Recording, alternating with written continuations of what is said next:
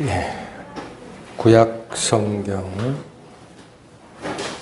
레위기 2장입니다. 구약 148페이지 레위기 2장.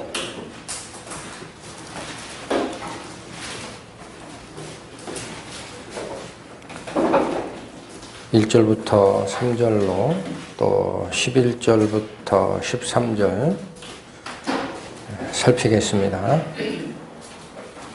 누구든지 소제의 예물을 여호와께 드리려거든 고운 가루로 예물을 삼아 그 위에 기름을 붓고 또 그 위에 유향을 놓아 아론의 자손 제사장들에게로 가져올 것이요 제사장은 그 고운 기름 가루 한 줌과 그 모든 유향을 취하여 기념물로 단 위에 불사를 찌니 이는 화제라 여호와께 향기로운 냄새니라. 그 소제물에 남은 것은 아론과 그 자손에게 돌릴지니 이는 여호와의 화제 중에 지극히 거룩한 것이니라. 11절 무릇 너희가 여호와께 드리는 소제물에는 모두 누룩을 넣지 말지니 너희가 누룩이나 꿀을 여호와께 화제로 드려 사르지 못할지니라. 처음 익은 것으로는 그것을 여호와께 드릴지나 향기로운 냄새를 위하여는 단에 올리지 말지며 내 모든 소제물에 소금을 치라. 내 하나님의 언약의 소금을 내 소제에 빼지 못할지니 내 모든 예물에 소금을 드릴지니라. 기도하시겠습니다. 저희를 이끌어 주시는 하나님의 은혜에 감사를 드리고 저희를 바꿔가시는 하나님의 능력에 의지합니다. 오늘도 하나님께서 주시고자 하는 그 생명의 말씀을 저희의 영의 눈으로 보게 하시고 그 이끄시고자 하는 하나님의 순전하심과 진리 속으로 저희의 생각을 바꾸어 이끌어 주시고 그 음성을 따라 저희의 행함이 바뀌어가는 주의 거룩하신 백성으로 설 수 있도록 이끌어 주실 것을 아버지 하나님께 부탁드리며 이 모든 말씀 우리를 구원하시고 인도하시는 우리 주 예수 그리스도의 이름 받들어 기도 올렸습니다. 아멘. 오늘 살피고자 하는 레위기 2장의 소제에 관한 규례는 우리 신앙생활에 아주 중요한 가르침을 주고 있는 부분입니다. 이 제사 규례가 여러 가지가 레위기에 제시가 되는데요.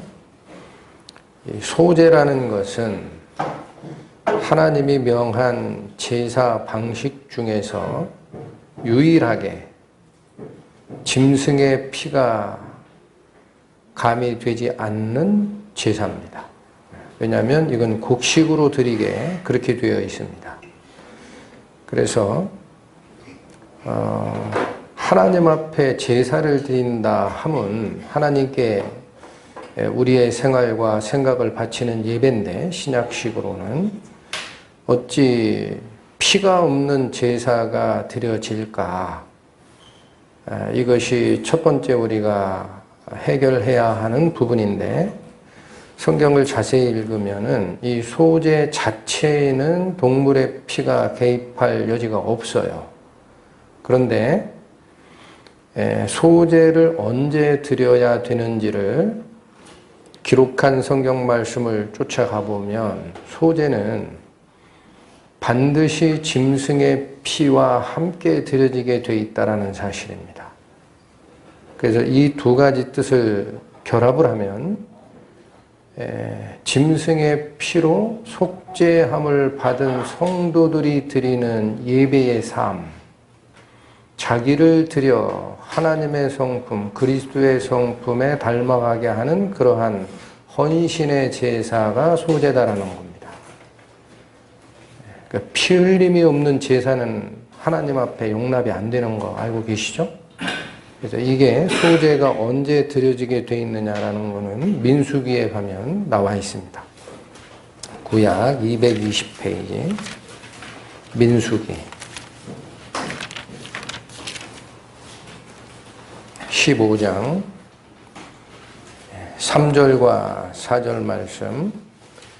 여호와께 화제나 번제나 서원을 갚는 제나 낙헌제나 정한 절기제, 이건 여러 가지 제사의 종류죠. 그러니까 화제든 번제든 서원을 갚는 제사이든 낙헌제든 절기에 드리는 제사 중에 소나 양으로 여호와께 향기롭게 드릴 때에는, 3절이 지칭하는 것은 일상적인 짐승의 피가 동반된 제사를 드릴 때에 그런 말씀입니다. 그때에는 4절 그 예물을 드리는 자는 고운 가루 에바 10분의 1에 기름 한 흰에 4분의 1을 섞어 여호와께 소제로 드릴 것이며, 그러니까 소제가 언제 같이 드려지는 모습인가요? 짐승의 피의 제사와 같이 드려지는 모습입니다. 역시 8절로 갑니다. 번제로나 서원을 갚는 제로나 화목제로, 이것도 종류예요. 제사의 종류인데 번제든 서원을 갚는 제사이든 화목제든지 간에 숫송아지를 예비하여 여호와께 드릴 때에는, 여기도 짐승의 제사가 나오죠. 9절 소제로 고운 가루 한 에바 10분지 3에 기름 반 흰을 섞어 그 숫송아지와 함께 드려라. 11절 숫송아지나 숫양이나 어린 숫양이나 어린 염소에는 그 마리수마다 이 위와 같이 해라. 그렇게 되어 있습니다. 그러니까 이 말씀은 소제 자체는 곡식의 가루로 드리는 제사이기 때문에 짐승의 피가 개입되지 않는 것처럼 보이지만, 소제 따로 드리는 게 아니고 짐승의 제사를 드릴 때에 반드시 소제를 드리라라고 되어 있습니다. 의미하는 바는 무슨 뜻입니까? 피 흘림의 죄사가 내 경험이 되지 않은 사람은 하나님의 백성이 되지 않은 거예요. 그러니까 그 사람은 하나님께 자신을 헌신하는 자격 자체가 없어요. 우리가 종교 생활을 하면서 열심히 헌금하고 열심히 기도하고 봉사하고 또 성경을 열심히 지식적으로 연구했다 하더라도 그 사람이 진정 하나님의 백성으로 죄사함을 받지 못했다면 그 사람이 드리는 일생의 헌신은 하나님 앞에 0입니다. 하나님이 안 받으시는 거예요. 그래서 항상 소제는 구원받은 사람이 자신을 하나님께 헌신하는 예표로서의 제사다라고 얘기를 하시는 거예요. 자, 그런데 이건 조금 복잡한 얘기지만 소제가 단독으로 드릴 때가 있었습니다. 단독으로. 피 흘림의 제사와 같이 드려지는 소제가 아니고 단독으로 드려지는 소제의 규례가 한 군데가 있어요. 어디냐면 오늘 본문이 레위기 2장이죠. 레위기 5장으로 가보십니다. 레위기 5장 6절, 제가 레위기 5장의 6절, 7절, 11절을 살필 겁니다. 그러니까 이게 무슨 말이냐면은 레위기 5장의 6절은 속죄제나 속건제로 양이나 염소를 드려라라는 것이 6절이고 7절은 양이나 염소를 드리는 것이 돈이 많이 들어갑니다. 그러니까 그게 내 힘에 버겁거든. 그거 대신에 비둘기 2마리로 대신 드려도 좋다라는 게 7절이고 11절은 비둘기 2마리 살 돈도 없다.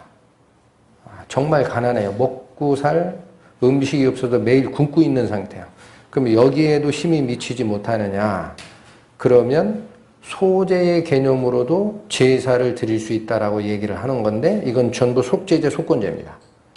간단하게 봅니다. 레위기 5장에 6절 그 범과를 인하여 여호와께 속건제를 드리되 양떼의 암컷 어린 양이나 염소를 끌어다가 속죄제를 드릴 것이요 제사장은 그의 허물을 위하여 속죄할지니라. 일반적인 속죄제는 염소나 양 혹은 수송아지, 어린 양 이런 짐승이 사용되는 건데 7절 만일 힘이 어린 양에 미치지 못하거든 그 범과라는 것은 범죄와 허물이에요. 범죄와 허물을 속하기 위하여 산비둘기 2이나 집 비둘기 새끼 2를 여호와께로 가져가 하나는 속죄제물로 삼고 하나는 번제물을 삼아 드려라. 그리고 나서 11절 만일 힘이 산비둘기 2이나 집비둘기 2에도 미치지 못하거든 그 범과를 인하여 고운 가루 에바 10분의 1을 예물로 가져다가 뒷부분 잘 읽으셔야 됩니다. 소제라고 안 하죠. 뭐라고 합니까? 속죄 제물로 드릴 수 있다라는 거예요. 그러니까 이거는 짐승을 잡아드리는 피의 속죄가 의미가 정확하지만 힘이 거기에 미치지 못하는 아주 가난한 사람들을 위해서 고운 가루로 속죄제를 드릴 수도 있다라고 얘기를 한 겁니다. 자, 그런데 이어지는 말씀 속죄 제물로 드리되 이는 속죄제인즉 그러니까 이거를 소제라고 표현을 안 해요. 헌신의 제사라고 하지를 않습니다. 이는 속죄제이기 때문에 그런 얘기예요. 속죄제인즉 그 위에 기름을 붓지 말며 유향을 놓지 말라.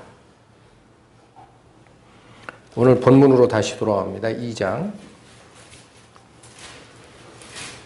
소제의 규례를 설명하는 레위기 2장 1절에 보면 다시 읽습니다. 누구든지 소제의 예물을 여호와께 드리려거든 고운 가루로 예물을 삼아 그 위에 기름을 붓고 그 위에 유향을 놓으라. 5절에 속죄제로 드릴 때에 고운 가루로 드리는 그 속죄제에서는 뭐는 넣지 말라라고 되어 있습니까? 기름도 붓지 말고 유향도 놓으면 안 된다 그래요. 이건 속죄제이기 때문에 그렇게 하는 게 아니라 그 무슨 뜻이에요? 무슨 뜻입니까? 자, 여러분 오늘 소제의 규례에서 가장 중요한 것이 이 기름과 유향의 원리입니다. 굉장히 중요한 말씀을 구약에서 하신 거예요.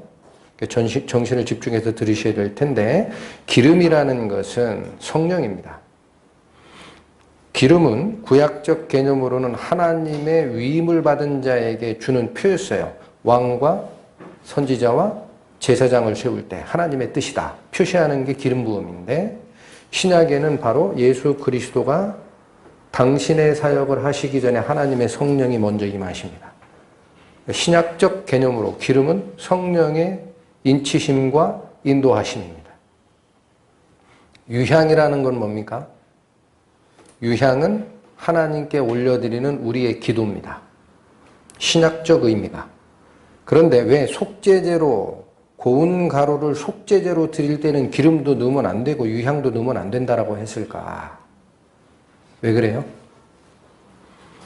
속죄제는 죄인의 입장에서 하나님께 나아가는 과정입니다.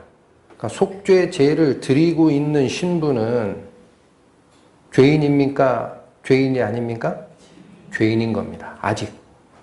그래서 그리스도께서 십자가에 돌아가시기 전에 다 이루었다라는 마지막 말씀 바로 전에 나의 하나님 어찌하여 나를 버리셨나이까라는 죄인으로서 돌아가시는 모습을 하고 돌아가시는 거예요. 속죄제가 완성되기 전의 입장은 죄인입니다. 근데 그 자는 성령과 관계없죠. 뭣도 안 됩니까? 기도할 자격 없습니다. 성경이 그걸 가리킵니다. 내 마음의 죄악을 품으면 여호와께서 듣지 아니하시며 그랬어요. 내가 아무리 나에게 뭔가를 요구를 해도 너희의 죄악이 나와 너희 사이를 거리를 내었다라고 얘기를 합니다. 그러니까 유향도 통하지를 않고 기름도 통하지 않은 상태의 죄인이 드리는 속죄제에는 그래서 기름도 넣지 말고 유향도 첨가하면 안 된다라고 하는 거예요.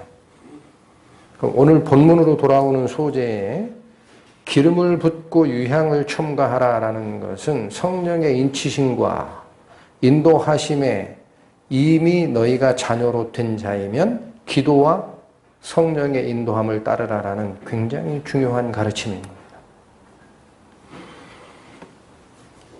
또 하나, 우리 한글 성경에 소제라고 지금 이름을 붙였죠. 이 말씀을 상고하다가 우리 한자 문화권에 있는 상태이지만 굉장히 좋았어요, 저는. 이게 영어식 표현으로는요, 곡물의 제사라고만 돼 있습니다. 원어의 뜻이. 짐승의 피로 드리는 게 아니고 곡식으로 드리는 거기 때문에 곡물의 제사라고 돼 있어요.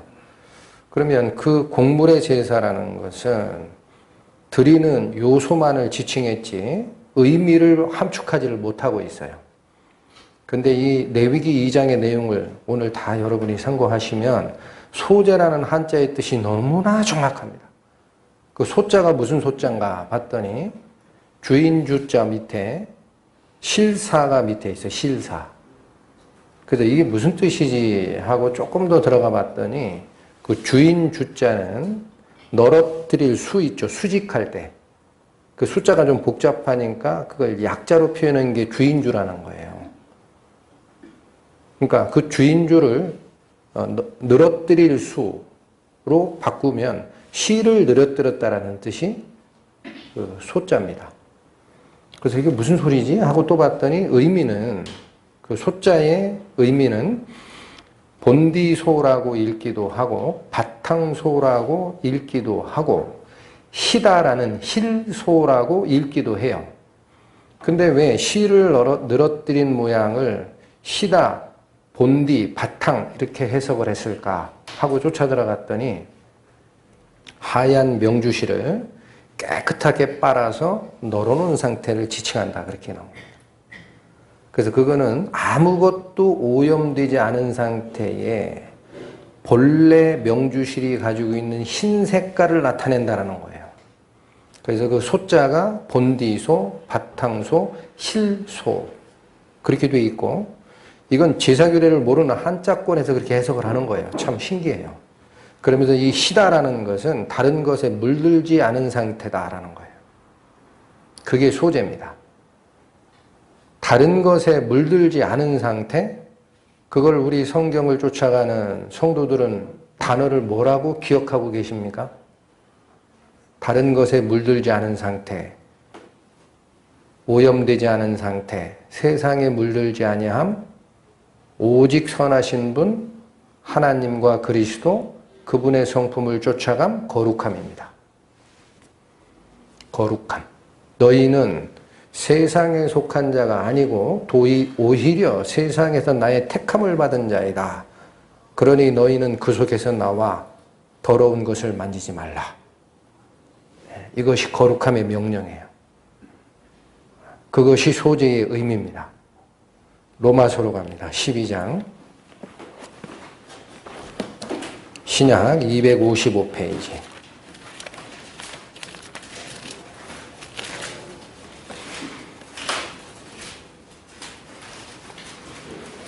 1절 말씀, 로마서 12장 1절. 그러므로 형제들아, 내가 하나님의 모든 자비하심으로 너희를 구원하노니 너희 몸을 하나님이 기뻐하시는 거룩한 산 제사로 드리라. 잠깐 끊습니다. 구약식 제사를 명했다면 죽어야 됩니다. 근데 그렇게 죽는 제사 개념이 아니라는 거예요. 이 말은 살아있는 상태로 드리는 제사가 있는데 그걸 뭐로 표현합니까? 거룩한 살아있는 제사로 드리라. 이는 너희의 드릴 영적 예배니라. 이 말씀이 구약의 소제를 받는 말씀입니다. 구약의 소제. 구원받은 후 피의 속함을 받은 자가 하나님 앞에 자신을 깨끗한 그리스도의 성품을 닮아가는 생활로 드리는 그것. 그게 여기서 기록한 너희가 너희 몸을 하나님이 기뻐하시는 거룩한 산 제사, 아무것도 오염되지 않은 신 제사. 이게 영적 예배라는 거예요. 거룩하다란 말과 한자의 실소, 바탕소, 본디소, 오염되지 아니한 깨끗한 본성의 그 속성, 너무나 잘 매치가 돼요. 한자 문화권에 있지만 너무 은혜로웠습니다. 다시 본문으로 갑니다. 자, 이제부터는 조금 이제 자세하게 살피실 겁니다. 레위기 2장 1절에 누구든지 소제의 예물을 여호와께 드리려거든, 이게 예물이 되려면 그런 얘기입니다. 방금 전에 읽으셨던 로마서 12장 1절도 너희의 몸을 하나님이 기뻐하시는 산 제사로 드리고 이게 영적 예배다 그랬죠. 여기 예물과 로마서에 얘기했던 영적 예배라는 단어가 같은 뜻입니다. 예물과 예배는 같은 거예요. 하나님께 드리는 찬양의 표시가 예물입니다. 자, 근데 누구든지 소제의 예물을 여호와께 드리려거든, 그러니까 예물이 되려거든 조건이 고운 가루로 드리라는 얘기예요. 고운 가루로 드려라. 이게 첫 번째 하나님의 명령입니다. 고운 가루가 되기 전에는 하나님이 받으시는 예물이 아니다라는 얘기입니다. 그게 무슨 말이에요? 곡식들을 하나님께 드릴 때 나달갱이로 드리는 방법이 있을 수 있습니다. 근데 그 나달갱이 상태의 곡식은 자기 모양을 가지고 있어요. 밀이면 밀의 모양, 콩이면 콩의 모양, 혹 견과류 중에 호두 같은 것은 굉장히 특이한 모양을 가지고 있어요. 근데 그 나달갱이 곡식으로 드리면은 가루가 아니죠. 모양이 살아있는 채로 하나님께 드릴 수 있느냐라는 얘기입니다. 안 됩니다. 그건 예물이 안 됩니다. 어떻게 드려야 돼요? 곱게 갈려야 합니다. 곱게 갈려야만이 됩니다. 그럼 왜 그걸 요구를 하십니까?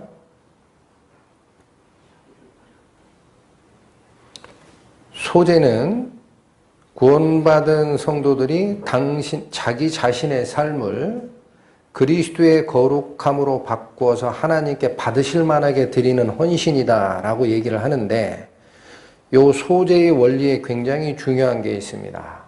갈려진 후에, 잘 들으셔야 됩니다. 갈려진 후에라도 가루로 드리는 게 아니에요. 하나의 떡으로 만들어 드려야 됩니다. 하나의 떡. 그러니까 한 떡이 되려면 나달갱이 모습대로는 하나로 연합이 됩니까? 안 됩니까? 될 수 없어요. 그래서 1차 갈려야 된다라는, 고운 가루로 되어야 다시 쪄진다라는 거예요. 이 말씀을 신약성경은 고린도전서 10장이 지칭하고 있습니다. 가봅니다. 275페이지. 고린도전서 10장 16절, 17절 말씀.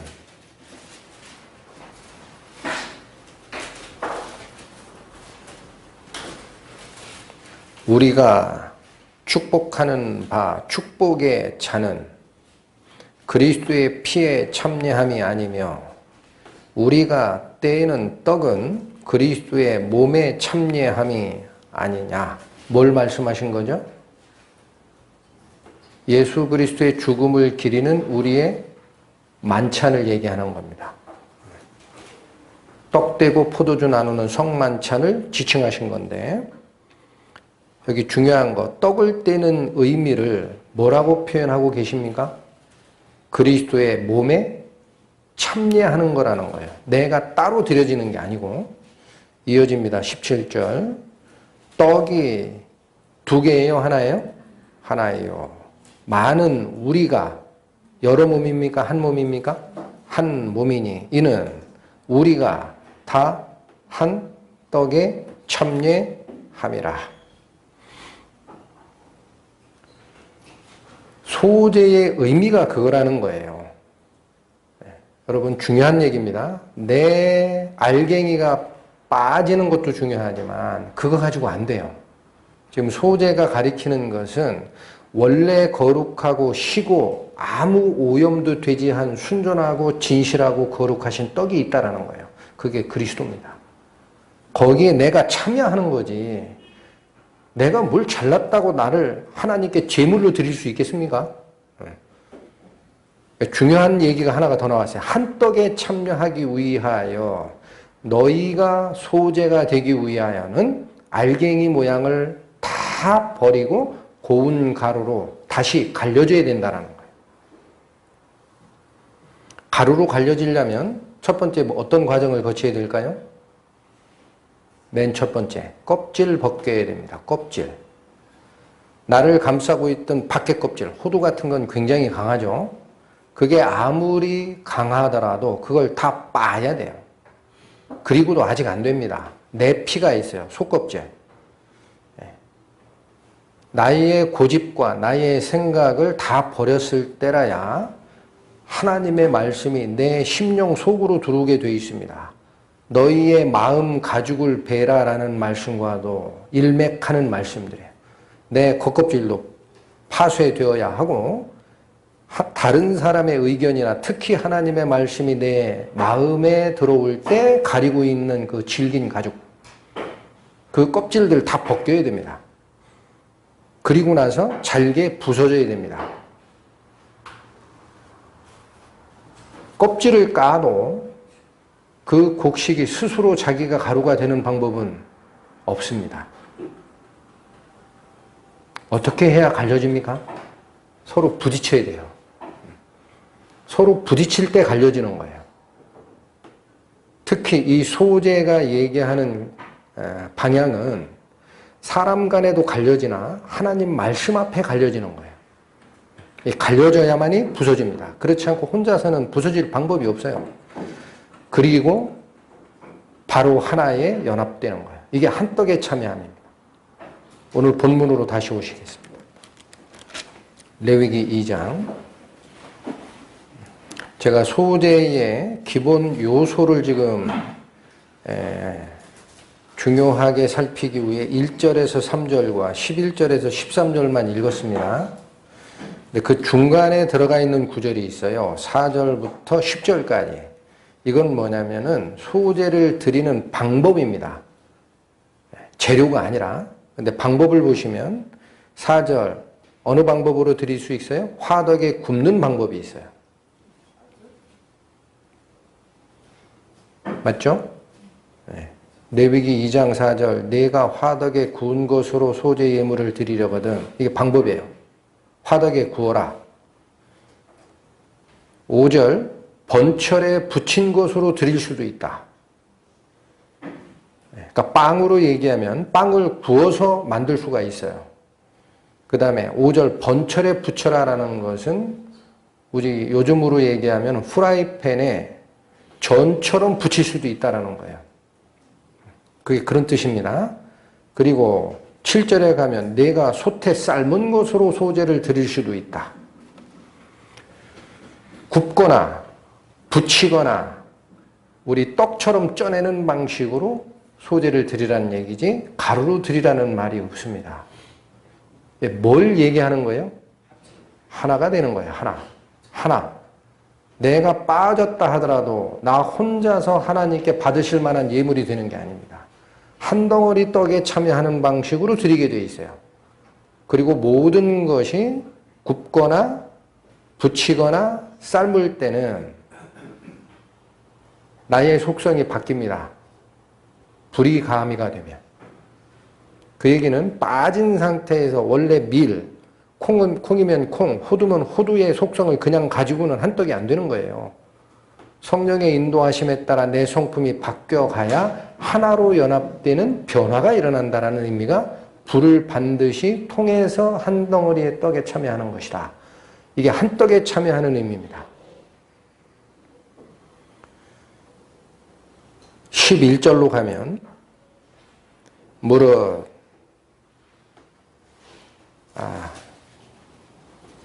잠깐만요. 제가 고운가로 설명을 드렸죠. 그게 아직 1절을 벗어나지 않았습니다.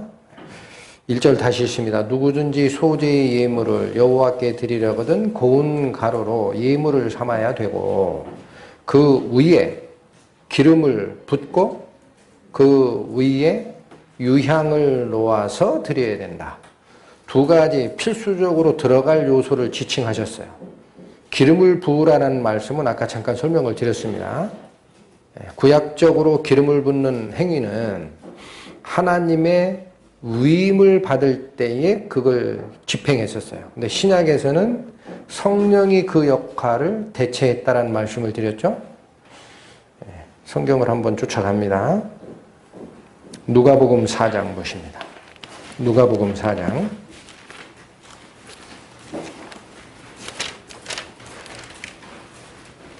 신약 94페이지 18절 말씀.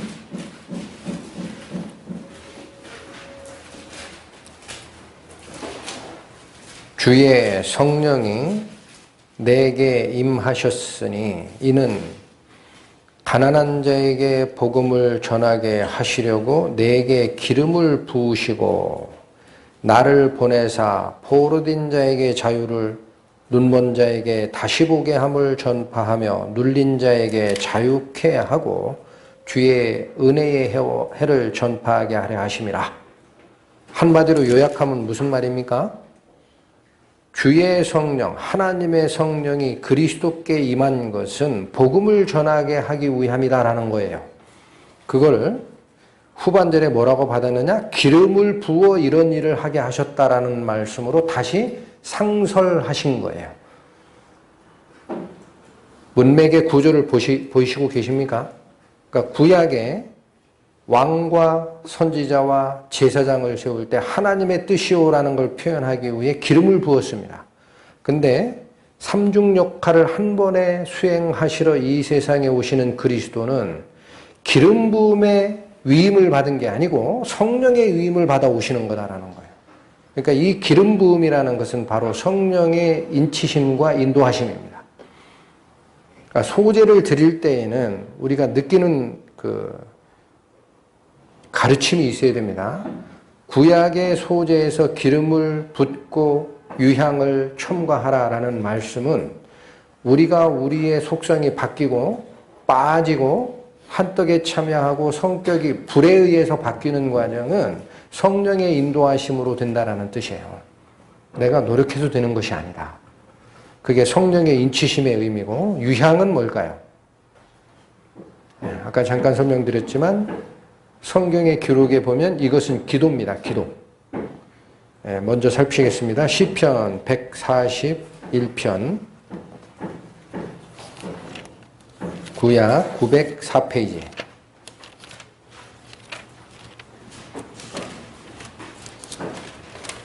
시편 141편 2절 말씀. 나의 기도가 주의 앞에 분향함과 같이 되며 나의 손드는 것이 저녁 제사 같이 되게 하소서. 뭐와 뭐를 비교했습니까? 기도를 분향함과 같이 비교하고 있습니다. 계시록으로 가봅니다. 요한계시록 신약 404페이지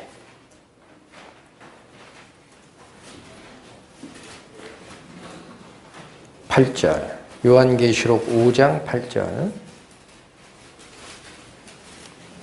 7절부터 읽겠습니다. 어린 양이 나와서 보좌에 앉으신 이의 오른손에서 책을 취하시니라. 책을 취하심에 네 생물과 24 장로들이 어린 양 앞에 엎드려 각각 고문고와 향이 가득한 금 대접을 가졌으니 이 향은 성도의 기도들이라. 오늘 설명드리는 소재와 연결해서 중요한 것은 우리 성소라는 것은 우리 눈에 보이게끔 하나님의 진리를 가르쳐주기 위해 3차원 공간에 배설한 진리입니다. 성소의 구조 머릿속에 가지고 계신가요? 성소를 처음에 들어가면 들어가는 자 입장에서 보는 거예요. 성소에 들어가면 그 우편에 12덩이 떡을 진열해 놓은 상이 있습니다. 그리고 이 상의 맞은편에 성소를 들어가서 오른편에 떡이 있고 그 떡을 마주보고 있는 반대편에 7가지로 되어 있는 등잔이 있어요. 이 빛은 떡을 비추게 되어 있습니다. 구약 성경에. 그리고 지성소로 들어가는 바로 앞에 분향하는 향단이 있어요. 그럼 이게 무슨 말이냐면 떡은 무슨 말입니까? 생명의 떡, 그리스도, 말씀으로 계셨던 하나님. 나는 생명의 떡이니라고 기록한 것이 요한복음입니다. 그 말씀으로 계신 생명의 떡, 이 기록된 성경 말씀은 나의 지식으로 아는 게 아니에요. 뭐가 비추지 않으면 떡을 발견 못합니까? 앞에 있는 불빛이 비춰야 됩니다. 7가지 가지로 되어 있는 등잔에 불이 켜 있을 때 이 떡을 바로 보게 되어 있어요. 그럼 이 등잔빛이 뭐냐? 그 성령의 역할입니다. 내가 아버지께로 가는 것이 너희에게 더 유익하다 그러죠? 내가 가지 아니하면 보혜사가 오시지 않겠으나 내가 아버지께로 가면 보혜사를 보내실 것이요 보혜사가 오시면 내가 너희에게 얘기했던 모든 말을 생각나고 알게 하고 가르치게 하리라. 그게 성령의 역할입니다. 중요한 것은 분향단은 언제 분향하게 되어 있습니까? 요 등잔에 불을 켜거나 끌 때 반드시 향을 살리게 되어 있어요. 구약의 규례가 그렇습니다. 그 뜻은 무슨 얘기입니까? 성령의 불을 비치기 전에 네가 먼저 기도해야 된다는 뜻이에요. 내가 성경에 기록된 말씀의 뜻을 이해하려면 내 지식으로 먼저 나가지 마시고 하나님의 성령의 도우심을 간구해야 하는데 그 간구를 촉발시키는 열쇠가 뭐냐? 기도입니다. 하나님께 꼭 기도하고 성경 읽는 거예요. 그래서 하나님 제 영의 눈을 열어 이 말씀의 의미를 깨닫게 하여 주소서. 그게 원리입니다. 그래서 이 유향이 왜 기도라고 하느냐? 계시록에 나와 있는 대로 시편에 나와 있는 대로. 그러면 이 말씀의 뜻은 무슨 얘기입니까? 왜 소제를 드릴 때에 기름을 붓고 그 위에 유향을 놓으라라고 했을까요? 내가 빠지고 하얀 흰 본바탕의 본질, 다른 것에 오염되지 않은 하나님의 원래 성품, 그걸 원하셨던 거니까 하나님께서. 창세기에 뭐라고 그래요? 하나님의 형상을 따라 지음을 받은 자가 인간이라고 그러죠. 최초에 하나님이 인간을 지으실 때 원하셨던 그 본질적 속성은 오염되지 않은 하나님의 성품을 반영하는 인간의 모습을 원하셨던 거예요. 그것이 지금 오염되어 있는데 바로 하나님의 어린 양으로 오신 그리스도가 그 피로 우리 죄값을 치우셨으나 아직은 뭐가 없어지지 않았어요? 내가 가지고 있는 육신적인 성향, 내가 가지고 있는 그 고집, 이것이 그리스도의 성품으로 바뀌지가 않았습니다.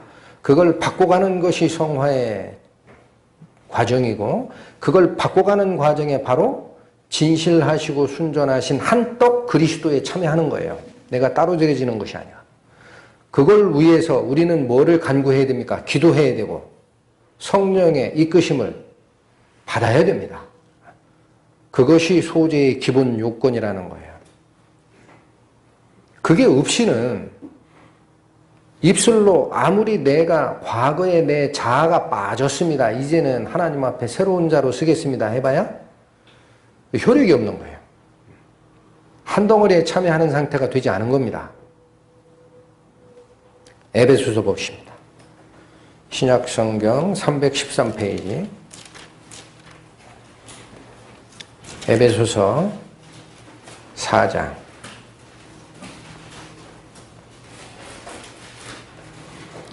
3절과 4절의 말씀. 평안에 매는 줄로 성령의 하나 되게 하신 것을 힘써 지키라.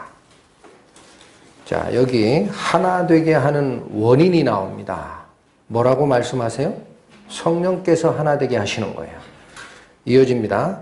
몸이 하나이요 성령이 하나이니 이와 같이 너희가 부르심의 한 소망 안에서 부르심을 입었느니라. 3절과 4절 말씀, 평안에 매는 줄로 성령이 하나 되게 하신 것을 힘써 지키라. 4절, 몸이 하나이요 성령이 하나이니 이와 같이 너희가 부르심의 한 소망 안에서 부르심을 입었지 개별적으로 부른 거 아니다라는 거예요. 구원해놓고 이제는 너는 하나님의 자녀 됐으니 네가 살고 싶은 대로 나가서 마음대로 뛰어놀고 살아라. 그렇게 개별적으로 부르신 게 아닙니다. 한떡에 참여하게 하기 위해서 부르신 거예요. 그러면 에베소서 4장의 3, 4절의 말씀이 방금 전에 읽으셨던 고린도전서 10장의 말씀과 바로 위아래로 놓고 본다고 생각을 하세요. 지금 아마 고린도전서 10장 말씀은 벌써 뇌리를 떠났을 가능성이 많습니다. 제가 다시 읽겠습니다. 떡이 하나이요 많은 우리가 한 몸이니라고 해요. 떡이 하나이요 많은 우리가 한 몸이니 이는 우리가 다 한 떡에 참여하기 때문에 그러하다라고 했어요. 근데 여기 말씀은 뭐라고 합니까? 성령이 하나 되게 하신 것을 힘써 지키라는 말씀 밑에 몸이 하나이요 성령이 하나이니 그렇게 얘기하시죠. 그 말은 고린도전서 10장에서 얘기했던 그 말씀에 많은 우리가 한 몸이고 한 떡에 참여한다라는 그냥 서술식 표현에서 에베소서 4장이 가리키는 바는 그 일을 하는 주체가 있다라는 겁니다. 그 일을 하는 주체, 네가 아니야. 누가 하나 되게 하신 거라 그래요? 성령. 그래서 여기서 밭길은 4절은 몸이 하나이요 한 떡에 참여한다라는 말을 바꿔버립니다. 고린도전서는 몸이 하나이니 이는 우리가 다 한 떡에 참여함이라 그렇게 서술형으로 표현하는 반면 에베소서 4장 4절은 몸이 하나이요 성령이 하나라 그래요. 그 성령이 한 떡에 참여하게 하는 역할을 한다는 게 바로 이 3절에 나오잖아요. 평안에 매는 줄로 성령이 하나 되게 하신 것을 힘써 지키라. 다시 본문으로 가십니다. 레위기 2장. 자, 이제는 레위기 2장 1절에 소제가 하나님께 받으실 만한 제물이 되려면 첫 번째 고운 가루로 빠져야 되고 거기에 반드시 기름을 붓고 유향을 첨가해야 된다는 의미가 드러납니다. 아, 이게 그런 뜻이구나. 중요한 것은 11절. 이제는 하지 말아야 될 게 있어요. 하지 말아야 될 것 11절. 무릇 너희가 여호와께 드리는 소제물에는 모두 예외 없다라는 뜻입니다. 누룩을 넣지 말지니 너희가 누룩이나 꿀을 여호와께 화제로 드려 사르지 못할지니라. 11절 말씀은 금한 것은 처음에는 누룩이라 그래요. 누룩은 넣으면 안 된다. 그리고 나서 다시 뭐라고 하느냐? 너희가 누룩이나 꿀을 넣으면 안 된다 그래요.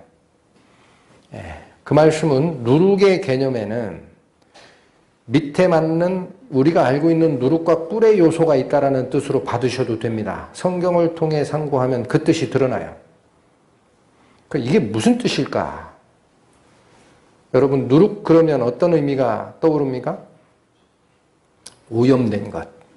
맞죠? 죄로 물든 것을 누룩이라고 합니다.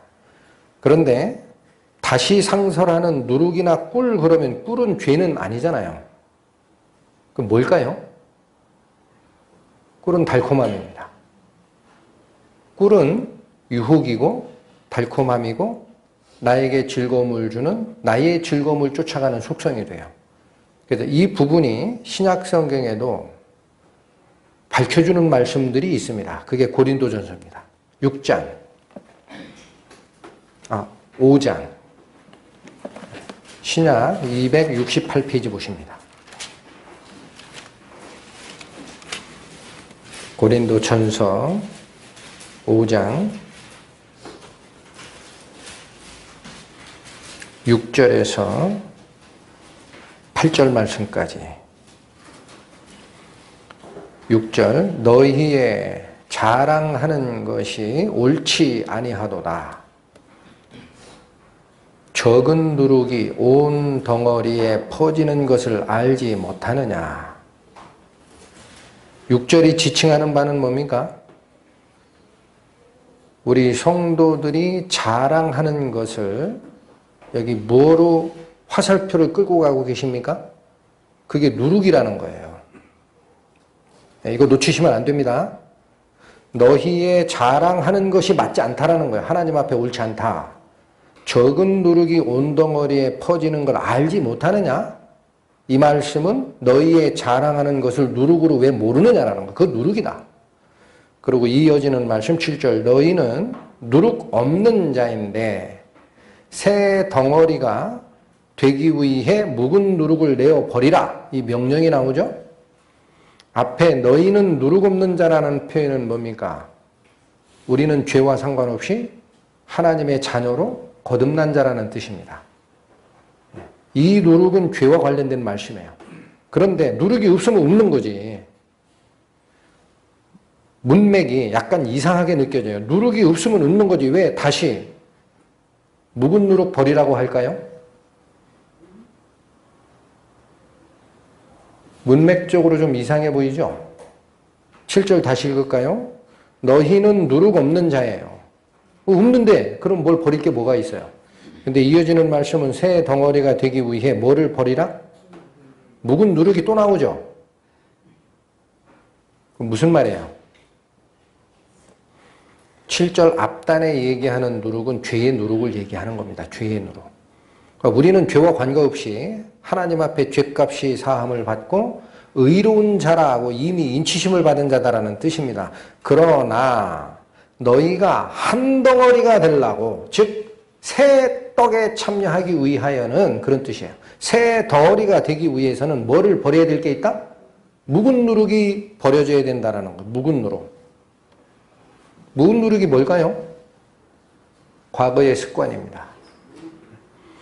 그것이 6절이 얘기하는 너희의 자랑하는 것이 맞지 않다라는 얘기를 받으신 거예요. 그러니까 이 성경 말씀에서 우리가 반드시 아셔야 될 것은 우리는 죄로부터 건짐을 받은 하나님의 백성이기 때문에 누룩하면 죄로만 딱 등치시키는 경우가 있습니다.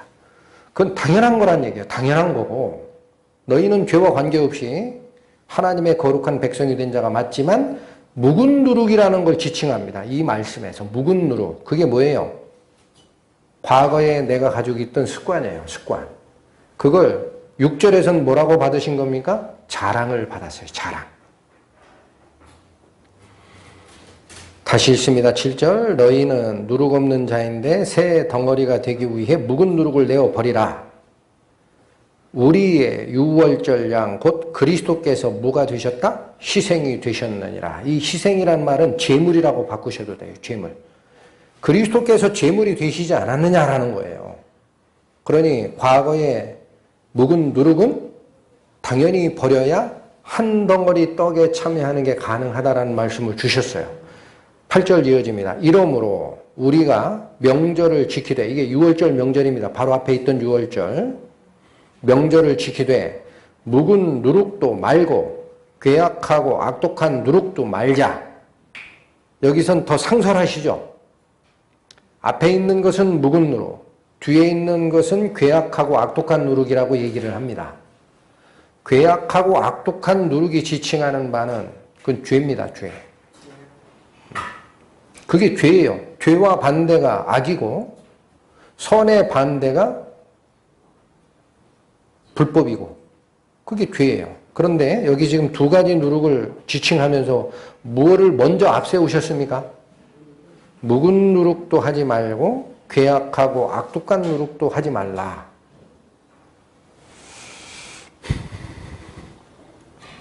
우리가 한 떡, 새 덩어리의 소재에 참여할 때 어떤 분, 믿음의 선진 되시는 분들의 설교 말씀을 듣다가 그런 말씀을 하시는 경우를 봤어요. 구원받은 후에 처음에는 이 죄 문제가 굉장히 양심에 이 세밀한 음성으로 다가오고 예민해집니다. 내가 구원받았는데 왜 이렇게 죄를 아직도 지을까? 거기서 떠났으면 제발 좋겠는데 어찌하면 되겠느냐? 이 고난의 시기가 있다고 얘기를 해요. 그런데 하나님께서 우리를 대하는 방식은 어디까지 이해하실지 모르겠어요. 죄 문제가 아니었다 그래요. 처음에는 놀랐어요. 이게 무슨 설교 말씀일까? 하나님이 우리를 대하는 것은 죄의 문제가 아니었다라는 거예요. 그분이. 그리고 나오는 게 뭐냐? 나의 자아였다 그래요. 하나님이 바꾸고 싶었던 것은 나의 자아다. 요즘에 많이 느낍니다. 죄 문제는 그리스도가 해결하시는 거예요. 우리가 할 수 없어요. 그러나 나의 자아 문제는 내가 나의 인생의 주권을 놓지 않는 한은 하나님이 어떻게 할 수 없어요. 그 바로 자아가 아직도 살아있기 때문에 다른 말로 바꾸면 그 묵은 누룩이 아직도 나에게 있기 때문에 우리는 누룩 없는 자이나 묵은 누룩은 신경 안 썼던 거예요. 아, 그럴 수 있지. 개성이지. 사람들이 어쩔 수 없잖아. 하고 자랐던 건데 그걸 대표로 받은 것이 너희의 자랑함이 옳지 않다라는 거야. 너희의 자랑이 옳지 아니하도다. 적은 누룩이 온 덩어리에 퍼지는 걸 왜 모르느냐까지 얘기를 합니다. 그게 누룩이라. 그게 묵은 누룩이고 괴악하고 악독한 누룩, 죄에 대한 문제는 당연한 얘기고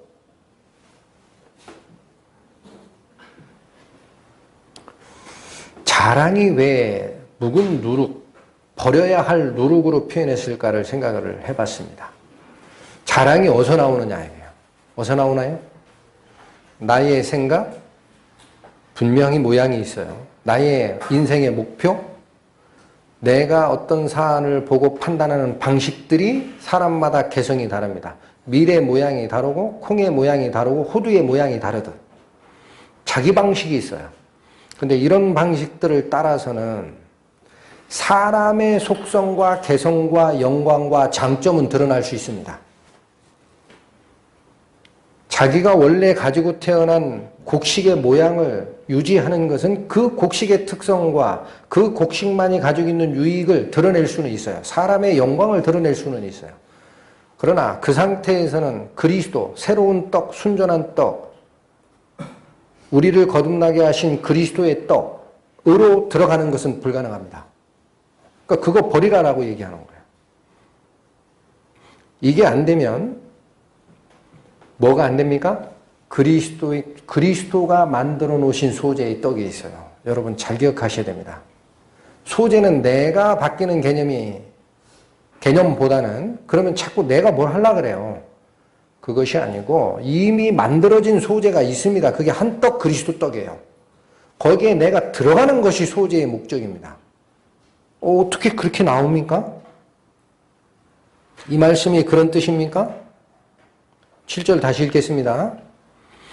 너희는 누룩 없는 자인데 새 덩어리가 되기 위해 뭐를 요구를 해요? 묵은 누룩을 내어 버리라. 그리고 이어지는 말씀이 뭡니까? 우리의 유월절 양 곧 그리스도께서 뭐가 되셨다고? 이미 제물이 됐다. 그럼 이 두 말씀이 서로 상반되잖아요. 보이시나요? 너희는 새 덩어리가 되기 위해서 내가 바뀌어야 되라는 말이 아니고 너희는 새 덩어리가 되기 위해서 과거에 가지고 있던 너희의 묵은 누룩, 너희의 모양, 너희의 속성, 너희의 가치관 그런 거 벗겨버리고 고운 가루로 빠져야 된다는 뜻이에요. 왜 그러느냐? 이미 유월절 어린 양 그리스도께서 제물로 이미 존재하시는 거예요. 글로 참여하라는 거예요. 소재는. 그러니까 소재가 가리키는 완전한 떡은 예수 그리스도입니다. 그걸 알아야 됩니다. 그 뜻이 아니겠어요? 네가 새로운 재물이 되려고 하지 마라. 건방지다. 어떻게 네가 아무리 바뀌어도 하나님 앞에 받으실 만한 재물이 되느냐. 그리스도가 재물이 됐다. 그리스도 안으로 들어가라. 이게 대비된 모습 아닙니까? 마가복음 8장 보십니다. 이미 예수님께서 이 부분을 설명하셨어요. 마가복음 8장 34절. 신약 67페이지.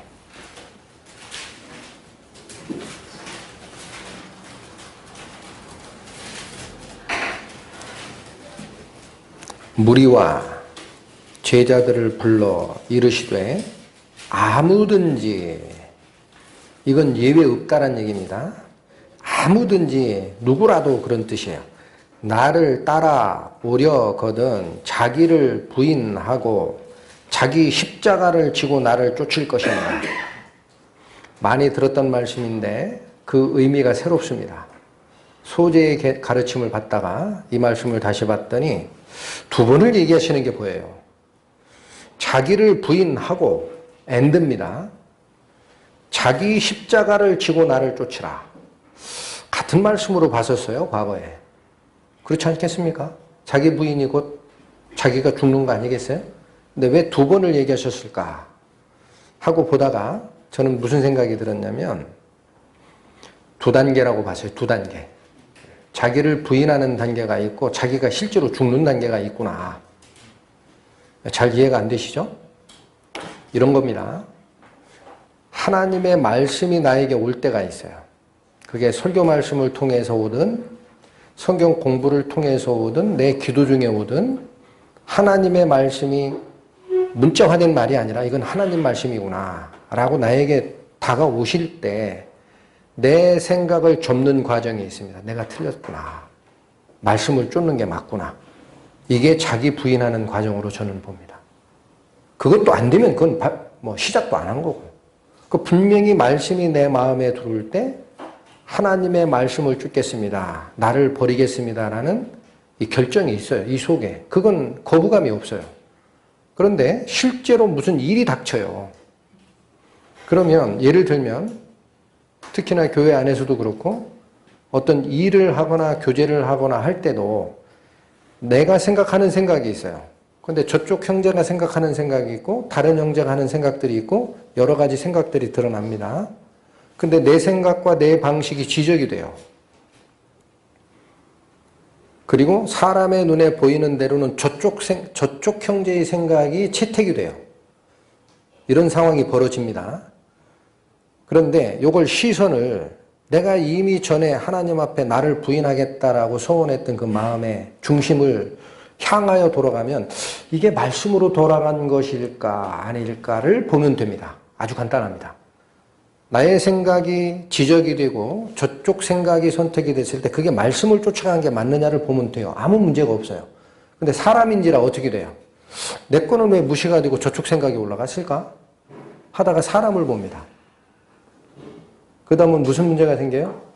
그 형제하고 나하고 불편했던 게 자꾸 드러나고 저 양반이 내 의견을 무시하려고 누구랑 서로 얘기를 했나? 이렇게 생각이 되고 점점 말씀과 관계없이 자기 생각에 이 패스, 길이 있어요. 길. 그 방식대로 자꾸 뭔가를 이해를 합니다. 그러고 나면 하나가 됩니까? 이 마음속에서 갈래가 쫙 갈라집니까? 그게 어떤 상태예요? 나를 부인하겠다라는 마음의 중심은 섰으나 실제 어떤 일을 행할 때 그대로 살아있는 모습이에요. 시퍼렇게 살아있어요. 자아가. 이게 다르다라는 거예요. 저는 그런 걸 요즘에 많이 느껴요. 자기를 부인한다라는 것은 하나님 말씀 앞에 방향을 정하는 겁니다. 거기까지는 웬만하면 됩니다. 그런데 실제 일을 할 때 내가 진짜 죽는 상태까지 갔느냐? 안 그런 경우 많아요. 이것이 아직 우리가 한떡에 참여하기 위한 조건인 껍질 까지고 서로 부딪혀서 가루가 되고 나의 속성을 더 이상 얘기할 수 없게끔 불에 굽거나 프라이팬에 붙이거나 솥에 삶는 과정이 아직 안 됐구나. 그게 죽는 거예요. 그러니까 이런 과정이 한떡에 참여하기 위해서 왜 필요한지가 드러나는 거예요. 두 번 얘기하신 이유가 그거구나. 나를 부인하는 단계는 쉬워요. 그러나 실제로 내가 죽는 단계는 그때마저도 뭐에게 맡겨야 됩니까? 말씀으로 돌아가야 됩니다. 그리고 간단합니다. 말씀으로 돌아가서 봤더니 그 결정이 맞다 그러면 하나님께서 나에게 가르침 주셨구나. 여러분, 교회 안에서도 그렇고 모든 교제 속에서도요, 일을 한다는 것은 내가 뭔가를 하고자 하는 방향이 선택되는 데 목적이 있는 게 아닙니다. 일을 하는 과정에 하나님을 발견하는 거예요. 일을 하는 과정에 진리를 발견하고 일을 하는 과정에 내가 버릴 게 발견되는 거면 하나님께 기도하고 감사하는 거예요. 하나님, 이걸 가르쳐 주시려고 그랬군요. 그게 한떡에 참여하는 과정이 아니냐. 저는 그렇게 받고 있어요. 이게 묵은 누룩을 내어버리라. 죄의 문제보다도 하나님이 우리를 다루실 때 근원적으로 바라보고 있는 앞에 나온 것은 묵은 누룩버리라는 거예요. 내 자아를 버리라. 내 자아가 살아있는 한은 거룩한 한떡에 참여하는 것은 유보되어 있다는 거. 성경이 말씀하시는 거예요. 두 번째, 꿀을 또 넣지 마라라고 되어 있죠. 본문으로 다시 가십니다. 레위기 2장 11절. 무릇 너희가 여호와께 드리는 소제물에는 모두 누룩을 넣지 말지니, 그러니까 여기서 끝나도 문장은 하실 말씀을 다 하신 것처럼 보여요. 그런데 다시 너희가 누룩이나 꿀을 여호와께 화제로 드려 사르지는 못한다 하고 꿀이라는 말씀을 하나를 다시 꺼내셨어요. 중요하니까 다시 꺼내신 것 같아요. 누룩이라고 해도 되는데, 그래서 꿀이 뭘까 하고 말씀을 쭉 상고를 했더니 믿음의 선진들도 그렇게 얘기합니다. 꿀은 자기 즐거움을 쫓아가는 성향. 꿀이 달콤하잖아요. 또는 그 성향의 가장 중요한 유혹은 자기의 영광을 드러내는 것이 또한 꿀이 될 수 있다라고 얘기를 합니다. 성경 말씀으로 살핍니다. 잠언 5장 913페이지.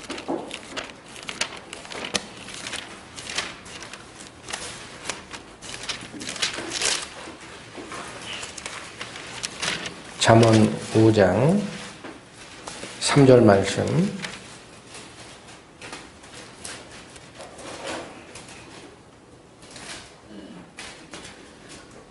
대저 음녀의 입술은 꿀을 떨어뜨리며 그 입은 기름보다 미끄러우나. 여기서는 음녀의 입술을 꿀을 떨어뜨리는 것으로 비유했죠. 저는 말씀을 받기를 사람들이 음행에 빠지는 원인이 뭘까라는 거예요. 음행에 빠지는 원인이 뭘까? 하나님이 가장 싫어하시는 것이 우상숭배와 음행일진데 왜 그래도 심지어는 교역자들마저도 음행에 빠질까? 이걸 생각을 하다가 결국은 자기의 즐거움, 자기를 만족시켜줄 쾌락을 쫓다가 하나님 말씀을 버리는 결과까지 간 것이 아니냐. 그렇게 받고 있습니다. 그러니까 여기가 바로 얘기하는 게 그거예요. 음녀가 꿰는 것, 음행으로 이끄는 것은 우리가 나의 즐거움을 쫓고 자기 즐거움을 쫓다 보면 어디까지 갑니까? 법의 테두리를 넘지 않는 상태에서 쾌락을 추구하게 돼 있어요. 그건 뭐 불을 보듯 뻔한 이치입니다. 쾌락을 쫓게 돼 있습니다. 그러니까 말세에 고통하는 때에 대한 증거 말씀으로 성경이 뭐를 얘기합니까? 사람들이 하나님을 사랑하는 것 대신에 자기를 사랑한다 그러죠. 쾌락을 사랑하기를 하나님 사랑하기보다 더하며 자기중심적으로 나의 만족 극대화를 노리다 보면은요, 다른 사람 눈에 안 보일 때 죄의 근처까지 가는 겁니다. 음행으로. 이게 바로 나의 즐거움을 쫓다 쾌락을 추구하다가 음행까지 빠지는 원인이 아니겠느냐. 저는 그렇게 받고 있습니다. 잠언 25장 갑니다. 938페이지. 잠언 25장 27절 말씀.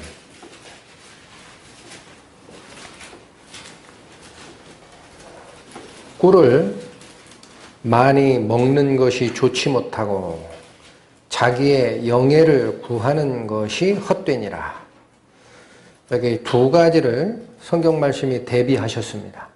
꿀을 많이 먹는 것, 그것과 뭐를 비교했어요? 자기 영예를 구하는 것. 둘 다 잘못된 거다라는 거예요.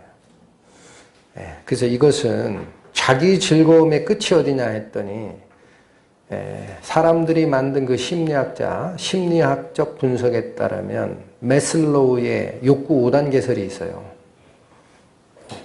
좀 어려운 얘기 같은데 거기 가보면은요, 맨 꼭대기, 맨 처음에는 기초적인 생존의 욕구가 있습니다.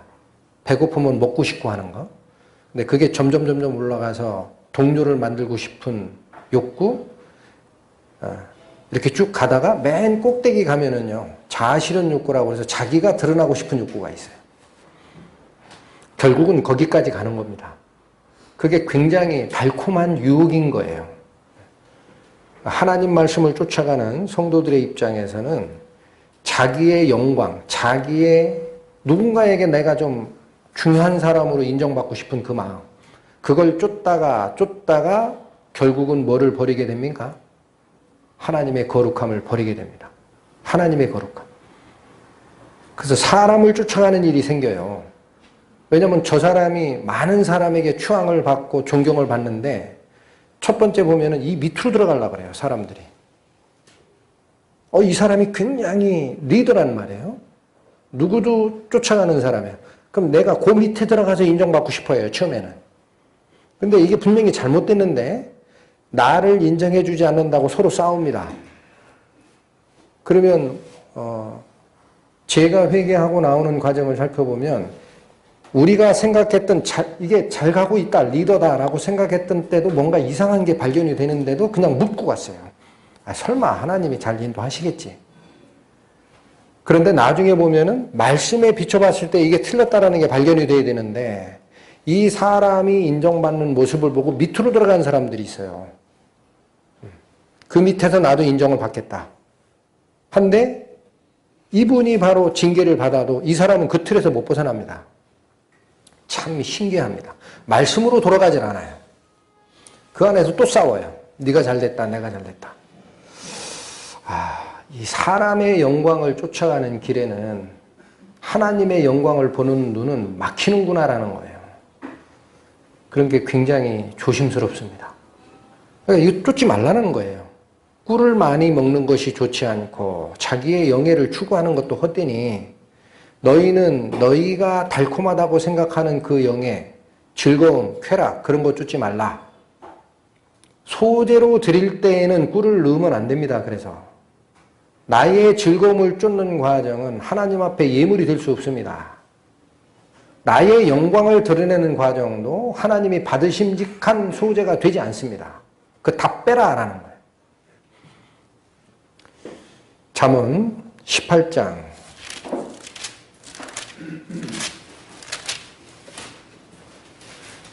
7절에서 8절 말씀. 꿀만 입에 달고 맛있습니까? 꿀만? 이제 꿀 그러면 느낌이 오죠? 왜 꿀을 넣지 말라고 하셨는지.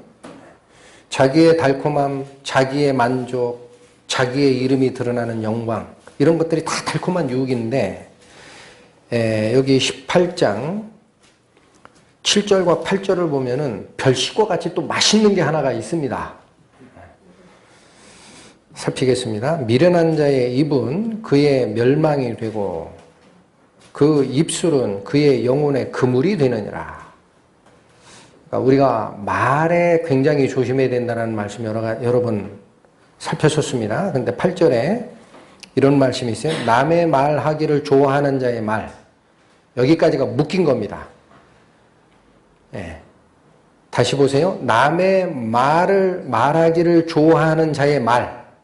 그게 뭐예요? 아, 누가 뭐라고 했대. 그 사람이 그때 그런 얘기를 했대. 라고 얘기하는, 우리가 쉽게 얘기하는, 뭐라고 그래요? 그 대화의 그 양념. 요즘에 뭐라고 하냐면 뒷담화라고 하더라고요. 뒷담화. 뒤에서 얘기하는 말. 이런 말. 남의 말하기를 좋아하는 자의 그 말은 별식과 같대요. 그래서 어디까지 가요, 얘가?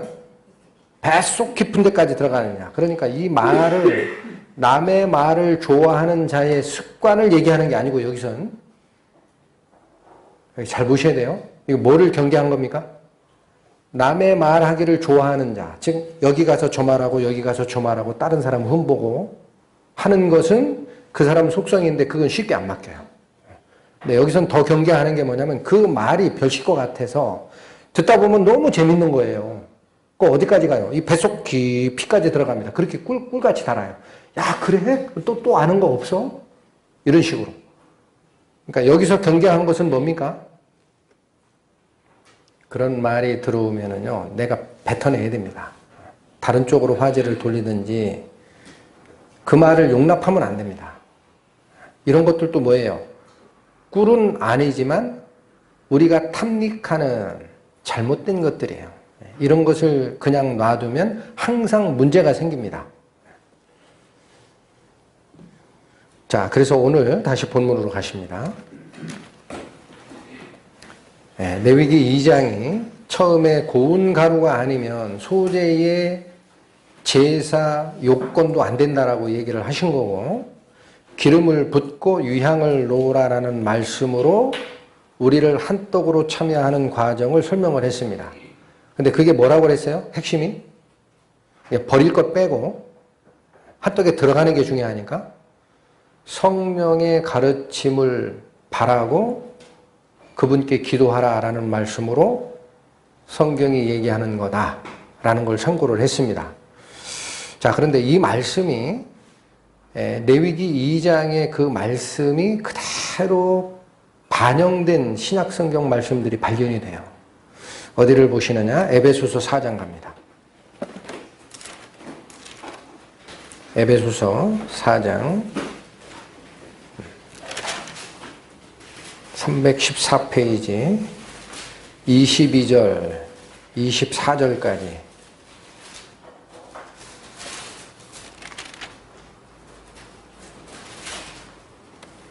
너희는 유혹의 욕심을 따라 썩어져가는 구습을 좇는 옛사람을 벗어버리고, 잠깐 끊습니다. 여기선 뭘 벗기라 그래요?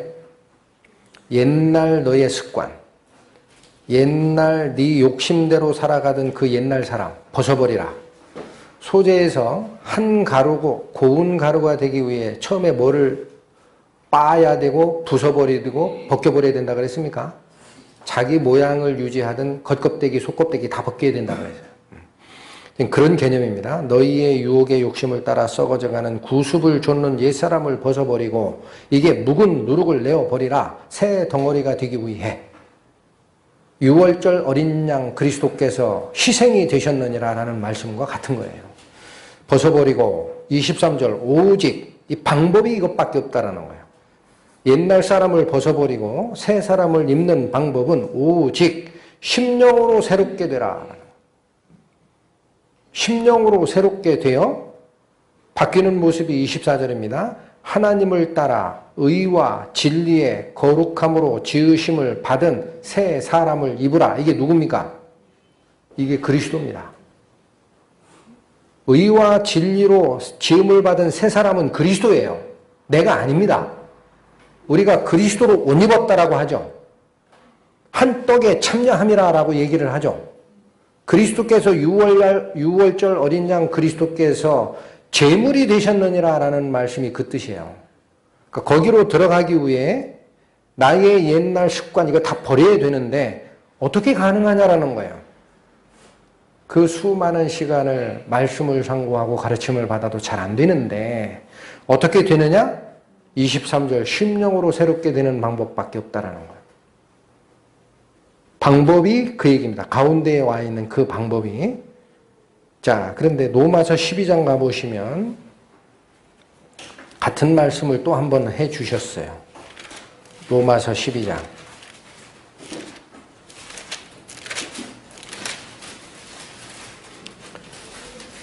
신약 255페이지 로마서 12장 1절과 2절. 그러므로 형제들아 내가 하나님의 모든 자비하심으로 너희를 권하노니, 이 사도 바울의 마음에 가득한 이 열정을 느끼실 수 있습니까? 하나님이 가지고 계신 모든 자비, 너희를 이끌고자 하는 그 은혜를 다 동원해서 구원하는 게 하나가 있다라는 거예요. 뭡니까?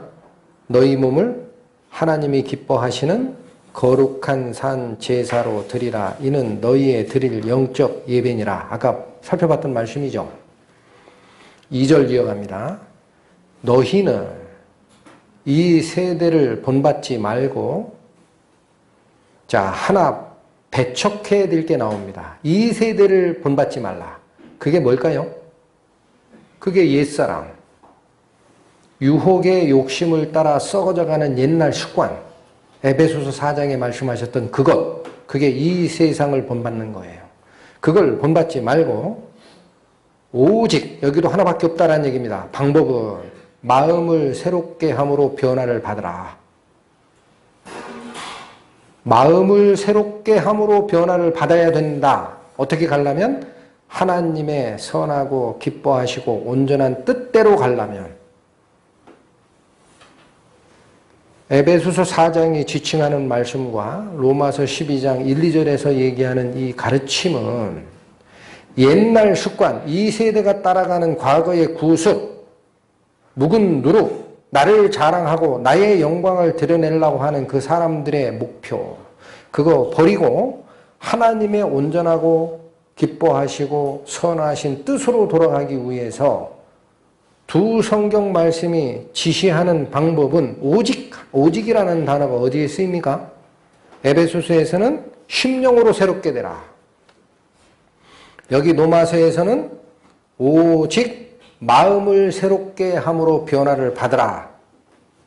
어떻게 하면 그럼 내 심령이 바뀌고 마음이 바뀔까요? 거기에 초점을 맞추셔야 됩니다. 어떻게 하면 됩니까?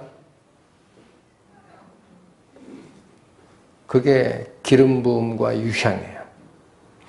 그거는 다른 방법이 없습니다. 성령의 이끄심이 나를 지배할 때 가능한데, 성령의 이끄심을 내 속으로 불러들이는 열쇠는 기도입니다. 기도하셔야 됩니다. 하나님 앞에.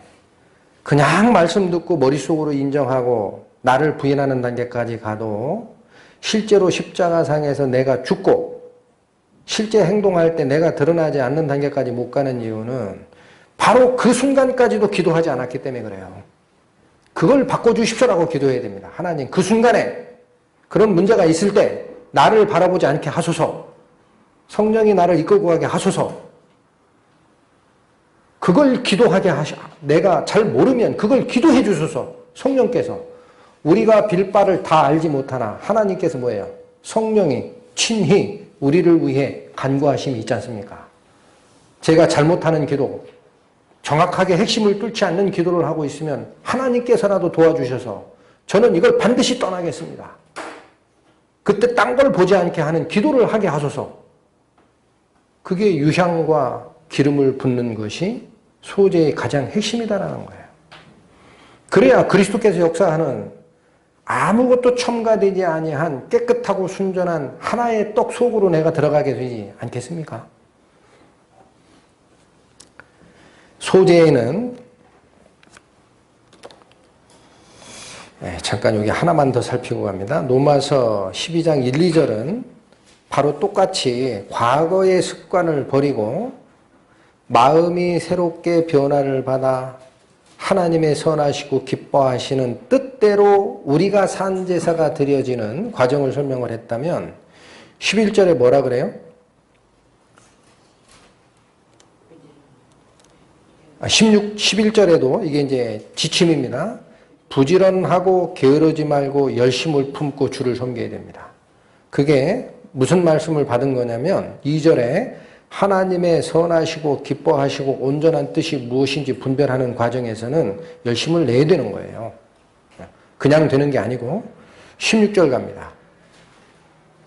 서로 마음을 같이하며 높은 데 마음을 두지 말고 도리어 낮은 데 처하며 스스로 지혜 있는 채 하지 말라. 이런 마음의 자세가 됐을 때 기도가 나옵니다. 여러분 이거는 내 옆에 있는 형제자매, 나랑 의견이 다른 저쪽 형제자매를 봤을 때는 이게 안 돼요. 될 수 없어요. 이건 내 마음을 스스로 낮추라는 개념보다는 이런 자세가 됐을 때 바로 기도가 나갈 수 있어요. 하나님, 제가 딴 걸 보지 않게 하십시오. 하나님의 말씀의 인도함을 발견하게 하소서. 그 기도가 나갈 수 있어요. 자, 오늘 본문으로 다시 돌아오셔서 소재에 대한 부분 마지막에 또 부탁하신 게 하나가 있어요. 하나님께서 13절 갑니다. 레위기 2장 13절. 내 모든 소재물에 뭐를 치라? 이게 뭘까요? 소금이 뭐를 우리에게 가르쳐 주십니까? 친절하게도 그 바로 밑에 설명이 나와요. 내 모든 소재물에 소금을 치라. 내 하나님의 무슨 소금? 언약의 소금을 내 소재에 빼지 못할지니 내 모든 예물에는 소금을 드려야 된다. 소금을 뭐로 비교하셨습니까? 하나님의 약속입니다. 하나님의 약속. 왜 소금이 약속을 소금이라고 표현할까요? 소금은 속성이 어떻습니까? 식품이나 다른 것이 변질되지 않도록 부패되지 않도록 칼퇴치는 게 소금이에요. 맞죠? 그러면 우리가 이 소재의 예물이든 무엇이 됐든 고난을 받고 하나님을 쫓아가는 이 삶에서 하나님이 우리에게 했던 약속, 그것을 놓치면은 바뀌는 거예요. 힘도 잃고 방향도 바뀌고 하는 겁니다. 하나님이 저희에게 약속했던 약속이 뭘까요? 역대하 갑니다. 구약성경 672페이지 역대하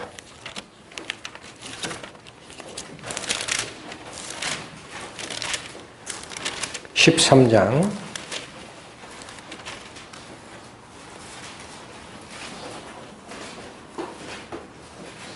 5절 말씀. 이스라엘 하나님 여호와께서 소금 언약으로 이스라엘 나라를 영원히 다윗과 그 자손에게 주신 것을 너희가 알 것이 아니냐. 저희들 지금 마태복음 전체를 한번 공부를 하셔서 이 말씀 이해하실 거예요. 다윗이 이스라엘의 영원한 통치자라는 말이 무슨 말이에요? 다윗의 반열에서 태어나실 그리스도입니다. 다윗의 자손으로 나실 그리스도. 그래서 마태복음은 아브라함과 다윗의 자손 예수 그리스도의 계보라 이렇게 시작하는 거예요. 이 말씀을 그렇게 받으면 됩니다. 이스라엘 하나님 여호와께서 소금 언약, 변하지 않는 언약이라는 거예요. 부패되지 않는 언약, 바뀌지 않는 언약, 영원한 언약으로 이스라엘 나라를 영원히 다윗이 아니라 다윗과 그 자손에게 주신 것이에요. 여기서 얘기하는 자손은 단수입니다. 단수. 그 씨, 그리스도를 지칭한다라고 되어 있어요. 신약성경에. 그러니까 우리가 받은 언약은 뭡니까? 하나님께 받은 우리가 받은 영원한 언약이 뭡니까? 너희는 그리스도 안으로 피하라. 그의 위가 영원할 것이고 그의 의는 다함이 없을 것이고 하나님 앞에 죄인이 올라가는 방법은 길이고 진리고 생명이신 그리스도 안으로 피하는 방법밖에 없다. 그 언약이 안 바뀐다라는 거예요. 이 말씀은 다른 말로 한 번 구원을 받은 자는 구원이 취소되는 게 없다라는 거. 그런 얘기 자꾸 하면은 어떻게 소재를 드리겠어요? 어떻게 우리가 믿고 갑니까? 이게 눈에 보이는 게 다 3차원 세계인데 보이지 않는 하나님, 보이지 않는 하늘나라, 보이지 않는 그분의 은혜 어떻게 믿고 가요? 그 약속이 안 바뀐다라는 거예요. 절대 안 바뀐다. 소금 언약이야. 그거 빼면 예물이고 예배고 신앙이고 다 무너집니다. 하나님의 약속은 안 바뀝니다. 반드시 모든 제물에 소금을 빼지 마라. 너희가 그 예물을 드리고 예배를 하고 하나님을 쫓아가는 과정에 하나님의 확실한 언약을 빼면 무너진다라는 거예요. 절대 빼지 마라. 그게 우리를 붙들고 가는 안전판입니다. 자, 이 소재에 대해서는 그 깊이와 거룩함은 시간을 수십 번을 할애해서 설명을 해도 부족함이 있을 겁니다. 그러나 우리가 지금까지 배우고 있는 이 거룩함, 구원받은 성도들이 죄의 책임, 죄의 형벌에서는 노임을 받았으나 아직도 그리스도의 성품을 닮아 그분의 자녀로 바뀌어가는 거룩함을 완성하는 그 구원, 성화의 구원, 거룩함을 달성하는 소재의 예물은 죽을 때까지 드리는 거예요. 그래서 그 안에 깊이 감춰져 있는 은혜와 비밀이 그것도 바로 기도와 성령의 도우심 그리스도의 임재입니다. 이걸 놓치지 말자라는 뜻을 주셔서 같이 상고했습니다. 마치겠습니다. 하나님 아버지의 은혜를 찬양합니다. 하나님께서 준비하신 새로운 떡, 순전하고 죄도 없으시고 하나님의 속성을 그대로 반영하신 생명의 떡, 그리스도 안에 저희가 포함되는 저희의 산 제사, 영적 예배의 모습을 구약에서 기록하신 소재의 규례를 통해서 살펴보았습니다. 예수님께서 말씀하셨듯이 너희가 나를 따라오려거든 자신을 부인하고 자기 십자가를 지고 좇을 것이니라 라는 말씀이 우리 적은 말씀사랑교회 성도들의 마음과 생활에 그대로 적용되게 하여 주시고 능력의 말씀으로 성령의 하나 되심을 이루어가는 하나님 모시기의 아름다운 모습으로 바꿔가는 저희 될 수 있도록 인도하여 주실 것을 부탁드립니다. 우리 주 예수 그리스도의 이름 받들어 기도 올렸습니다.